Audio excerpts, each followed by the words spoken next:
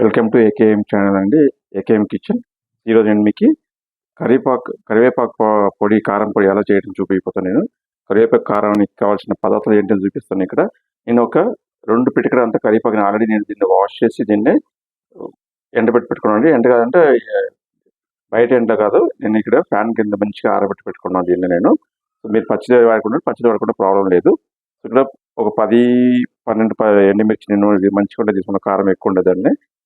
ఒక 3 స్పూన్ నేను ధనియాలు తీసుకున్నాను. ఇక్కడ మినపప్పు ఒక 3 స్పూను, 2 స్పూను పచ్చిశనగపప్పు, ఒక గోలి అంత చింతపండు, ఒకే 4 గ్రాములు నేను ఇక్కడ వెల్లుల్లి తీసుకున్నాను. 4 ముక్కలు తీసుకున్నాను, చిన్న ముక్కలు.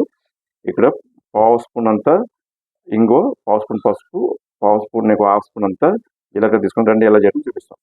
సో ఇప్పుడు నేను స్టవ్ మీద కడాయి పెట్టుకుని దీని ఒక 2 స్పూన్ ఆయిల్ వేసుకున్నాను అండి. ఆయిల్ వేసుకుని కొంచెం ఆయిల్ వేడైంది. మీరు సిమ్లోనే పెట్టుకోవాలి, ఆయిలే పెట్టకూడదు దీన్ని అంతే, లేకపోతే మాడిపోతుంది, టేస్ట్ అనేది మంచిగా రాదు.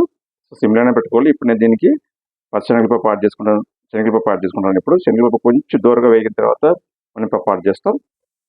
ఇప్పుడు శనగపప్పు కొంచెం కలర్ చేంజ్ అయిందండి, కొంచెం వేగింది ఇది. ఇప్పుడు మనం మినపప్పు యాడ్ చేసుకుందాం. మినపప్పు కొంచెం దూరగా వేగిని, 2 దూరగా వేగిన తర్వాత దాన్ని యాడ్ చేస్తామండి. ఇప్పుడు మినపప్పు కూడా కొంచెం దూరగా వేగిందండి. ఇప్పుడు మనం ధనియాను, వెల్లుల్లి యాడ్ చేసుకుందాం.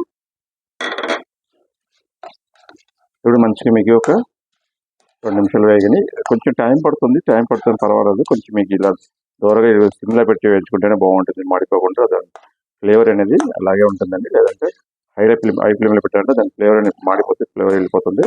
సో దానివల్ల మీరు సిమ్లోనే పెట్టి అన్నీ వేయించుకోండి. ఇది కొంచెం ఒక 2 నిమిషాలు వేగిన తర్వాత మనం మిరపకాయ యాడ్ చేస్తాం. సో ధనియా కూడా వేగిందండి. మనకి ఇప్పుడు ఆ ఫ్లేవర్ అనేది స్మెల్ మంచిగా వస్తుంది, ఇప్పుడు గమ్మంటుంది. ఇప్పుడు మనం ఎండుమిర్చి యాడ్ చేసుకుందాం. ఇప్పుడు మిర్చి కూడా మంచిగా వేగింది, అన్ని మంచిగా వేగిపోయింది. ఇప్పుడు మనం దీంట్లో కరివేపాకు యాడ్ చేసుకుందాం. కరివేపాకు యాడ్ చేసి కొంచెం మంచిగా దూరగా కొంచెం క్రిస్పీగా వచ్చే వరకు దీన్ని అట్లా సిమ్లోనే పెట్టి మనం వేయించుకుందాం దీన్ని. ఇప్పుడు అన్ని మంచిగా వేగిందండి. ఇప్పుడు దూరగా మంచిగా చాలా క్రిస్పీగా వచ్చింది ఇప్పుడు కరివేపాకు కూడా. దీన్ని ఇప్పుడు మనం ఆరబెట్టి దాని తర్వాత పౌడర్ చేసుకుందాం. మనం మిక్సీ పట్టుకున్న తర్వాత నేను చూపిస్తాను. ఇప్పుడు మంచిగా ఆరిపోయిందండి ఇది. దీన్ని మిక్సీ పట్టుకుందాం. ఇప్పుడు మిక్సీ పట్టేటప్పుడు కూడా మనం ఏం తీసి పెట్టుకున్నాం, చింతపండు, పసుపు, జీలకర్ర, ఇంగువ, మళ్ళీ దీనికి టేస్ట్ తగిన సాల్ట్ కూడా దీనిలో యాడ్ చేసి మనం ఇప్పుడు మిక్సీ పట్టుకుందాం. సో కరివేపాకు కారం రెడీ అయిపోయిందండి. టేస్ట్ చేసి కరివేపాకు గురించి, మంచితనం గురించి మీకు చెప్పాల్సిన అవసరమే లేదు. ఎందుకంటే కరివేపాకు చాలా మంచిది ఒంటికి. వెంట్రుకలు రాలిపోయే వాళ్ళకి, వెంట్రుకలు కానీ కంటికి కానీ చాలా మంచిది. కాబట్టి కరివేపాకు మీరు కూడా ఇలాగ పౌడర్ చేసి పెట్టుకుంటే మనకి ఇప్పుడు నిలువ ఉంటుంది. మీరు పచ్చి కరివేపాకు వాడుకుంటే మీరు 15 డేస్ దాకా మీకు నిలువ ఉంటుందండి. ఇలా ఎండబెట్టి కరివేపాకు వాడుకున్నారంటే అది మీకు ఒక 3 మంత్ దాకా వస్తాయి. మీకు ఫ్రిడ్జ్లో పెట్టుకుంటే 3 మంత్ దాకా వస్తాయండి. మీరు ఇలాగే ట్రై చేయండి. టేస్ట్ ఎలా ఉంది నాకు కమెంట్ చేయండి.